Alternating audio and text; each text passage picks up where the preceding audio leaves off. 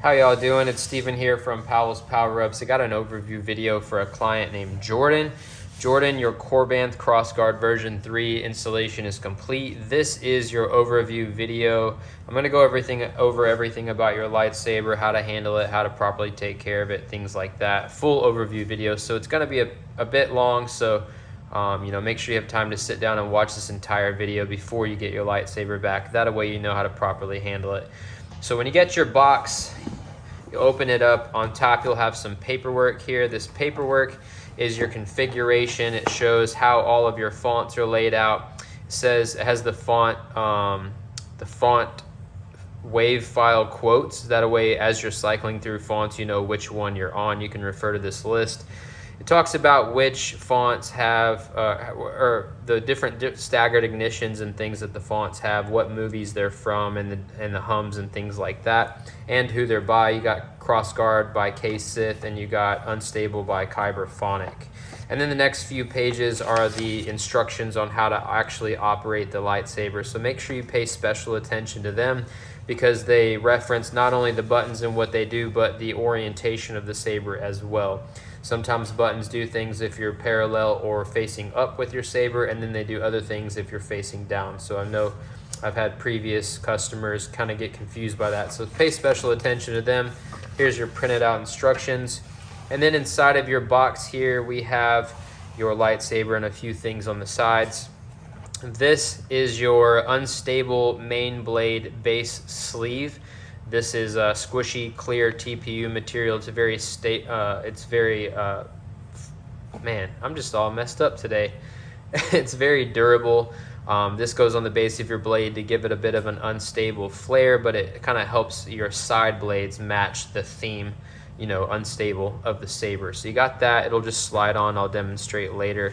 And then underneath that, you have your side blades. So these are my TPU clear unstable side blades. They have NeoPixel on the inside of them all the way to the tips, so they illuminate very well. Got a little Ziploc baggie with your Allen wrenches. The smaller Allen wrench is for your blade retention screws, and the larger Allen wrench is for the button head screws that hold the saber together. So that'll be for assembly and disassembly. On the left side here, you have your little case that your Smuggler's Outpost speaker came in, just so you have that to know what speaker you have in there. We got the 28mm 2-watt 4-ohm silver elite speaker, very loud. We got a 21700 lithium-ion battery. This is the Keep Power brand, 5000 milliamp hour, but it has a Skywampa battery wrap over it so that it looks like a Star Wars power cell, diadium power cell for a lightsaber. So pretty cool theme there on the battery. The charger is right here. We got a Nightcore portable USB charger. Make sure you use this charger and this battery in your lightsaber. You don't want to use an inappropriate type. You could possibly damage your electronics if you did so. So just use these. And if you want to know where to get more batteries or a different charger or something like that, just let me know and I can tell you where to get one. And then finally, this is your lightsaber from Corbanth. It's the Crossguard version 3. I think you got it from them, the weathered version with the heat-stained emitters on it. Pretty cool lightsaber. You got the red wire here. All of this is installed and glued in place. The red wire is split right here on the top clip. That way you can disassemble the hilt, which we'll do here in a moment.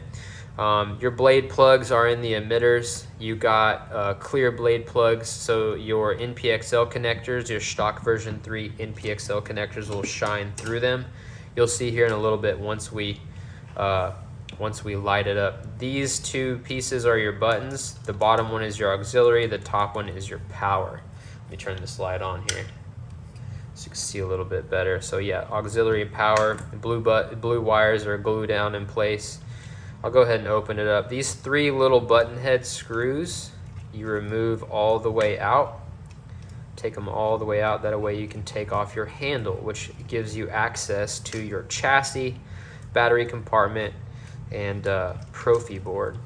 So there were, these are M3 sized button head screws. There were longer ones that came with it, but I needed shorter ones so we didn't dig into the chassis too hard. These actually came from a Disney lightsaber. They're kind of special. Don't lose them. Once you get those 3 off, you can take the red wire out of that clip there and then gently just slide your handle down and off. So we got a resin printed chassis, and before I go into this, make sure you always handle your lightsaber when it's disassembled by the metal part of the lightsaber. The chassis is resin printed, which is a type of plastic. It's susceptible to cracking and breaking, so you have to treat it like it's delicate just to make sure you don't damage your lightsaber. You never want to handle the lightsaber by the chassis whenever it's disassembled, because you could possibly break off the upper portion of the chassis that goes up into the lightsaber, so you don't want to do that. So always handle it by the metal portion here. But you have a 3D printed, resin printed chassis. I went with the silver kind of theme to match your upper and lower engines that are in the lightsaber, so it looks like it's part of it. Internal components look pretty cool here. We got some designs on the side.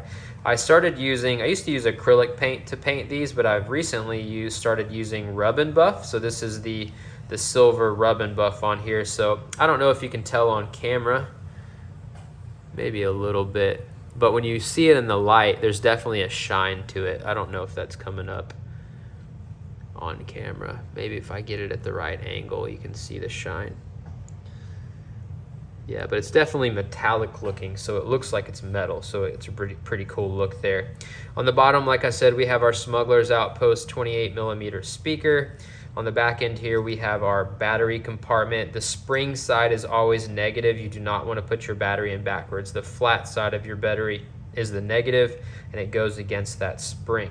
Okay, so I'm gonna go ahead and pop it in. Again, handled by the metal part here. Just gonna push down against that spring and then push the positive end in.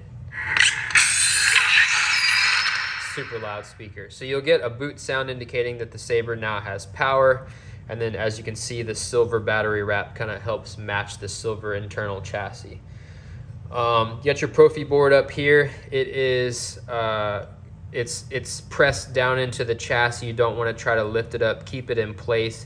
On top of the pads where I soldered wires to, I have liquid electrical tape as an added layer of protection, just to cover those joints so that we don't have any shorts if it were to come loose and touch the inside of the handle, which is metal. So it probably won't come up, but like I said, it's just an added layer of protection. If you want to add fonts or mess with the configuration or anything like that, you can access the Profi board by lifting up this wire cover, the thing here with the first order emblem on it. Just another 3D printed piece that presses down inside of the chassis and covers up those wires. But this gives you access to the SD card and the micro USB port. Now you don't need to actually take out the SD card. You can just plug up to that micro USB port with a cable, and then after a few moments, the contents of the SD card will pop up on your computer. And there is a copy of the configuration file that I used when I uploaded, the Profi OS 6.7 on this lightsaber. So if you want to tweak things, you have something to start with. Whoops. So it has motion controls, as you can see. I'll show you here in a minute. But to put this wire cover back in, you simply just press it down into that gap there, and then you just press it down to cover those wires, and it sits in the chassis like that. So we got kind of a first order, dark side theme going on there. So then to put the saber back together, I don't recommend playing with it like this. You can show it off and stuff, but I recommend getting that handle back on before you start playing with it. But you just want to line up the holes here, right? And then you want to line up that gap with where your switches are right there. You kind of slide it up in there together, and then you can get your set screws in. Just get the threading started, but don't thread them down all the way until you get all three of the screws threading started, just to make sure it's all evenly screwed together. So just get it started.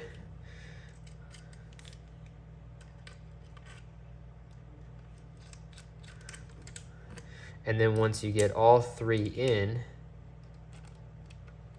you can tighten them up all the way. Usually starting with the middle one probably makes sense, and then the sides. And then take your red wire, and you can just tuck it inside of that top clip there. The upper portion here that goes into the engine is actually all glued in place. That's permanent, and it looks nice and neat and clean, so you don't have to worry about it coming off. Same thing with the blue wire. It's glued into the gash there. It won't ever come out. All right, so let's look at your NPXL connectors. I'll take these blade plugs out. When I ship the Saber to you, the blade plugs will be inside of the emitters just for the convenience of you know, packaging and keeping it all together. But here's your stock version 3 NPXL connectors.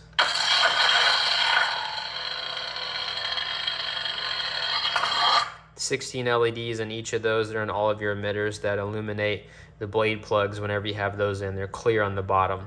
Now, when I put the PCB holder in the side emitters, it made the blade plugs stick out a little bit. There used to be this lip on here. I went ahead and cut that lip off just so that they would sit flush inside of the side emitters whenever the blade plugs are in. Your main blade plug actually sits deep enough I didn't have to do that. So I'll go ahead and take these out so I can show you how to put in your blades. All right, so side blades, whenever you put your blades in, never twist. You don't want to bend the pins, the little spring-loaded pins in there. That would damage them. You just want to press against them and hold pressure against them as you tighten down the little set screw here. I actually replaced the set screws with longer ones in these side blades because the ones that came with it were a little too short to hold these side blades in. They were coming loose.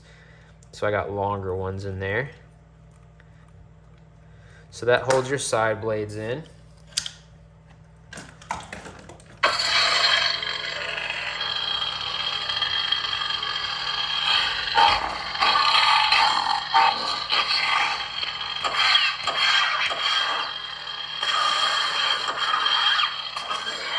All right, so I'm gonna turn the camera now, I'll get in your main blade and I'll do a little demo for you. All right, so I got the camera facing up now. I got your base cover there.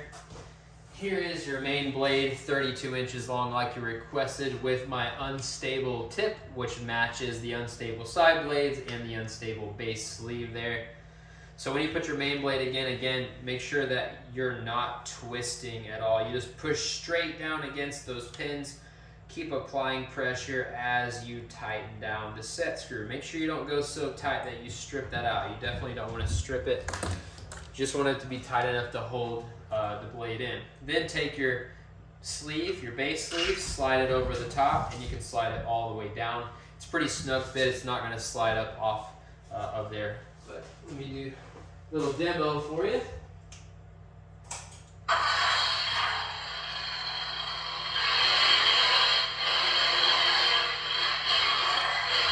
You got smooth swing, you got accent swings, you got clashing, you got lockup, you got lightning block, I'm sorry, color change. Red, orange, dark orange, gold, yellow, green. Right, it's pretty easy to change back. Red. Here's your lightning block. Whoop. You got force effects, so it plays a quote. It blasts about 3 seconds of an unstable rage there, white pulsing. I've been waiting for this day for a long time. You can play background music. Got battle music on here. The Saber can operate normally too. Oh, I'm in the menu, sorry.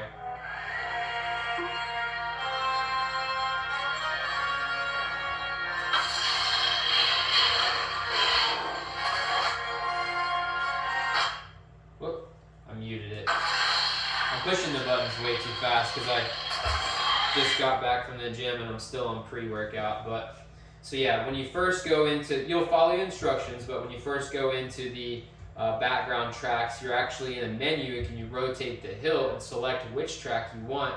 Then you tap that power button to lock that track in.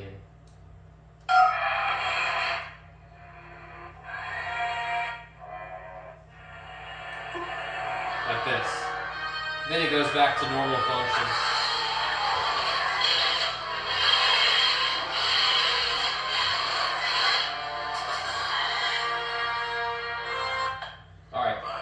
I'll switch fonts now. Show me again. The power of the darkness. So some of your fonts too, if you're pointing up, you have all blades at once. And if you're pointing down, you got staggered ignition. Whoops, sorry.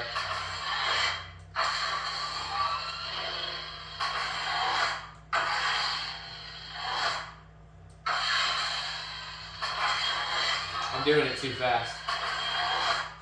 You also have, well, you have gesture controls. You can twist on and you can twist off, or you can thrust on, right? So you have those controls too. Yeah, multiple fonts. Just look at your paperwork and you'll see all the things that it can do, and there's actually a lot more. I'm just not going it over all specifically because it would take so long. But anyway, the Sabre is complete. I'm going to send this video to you to watch an overview. If everything looks good, then I'll get your shipping information from you and I can get this shipped out to you. So thank you for choosing me to install your crossguard. May the force be with you.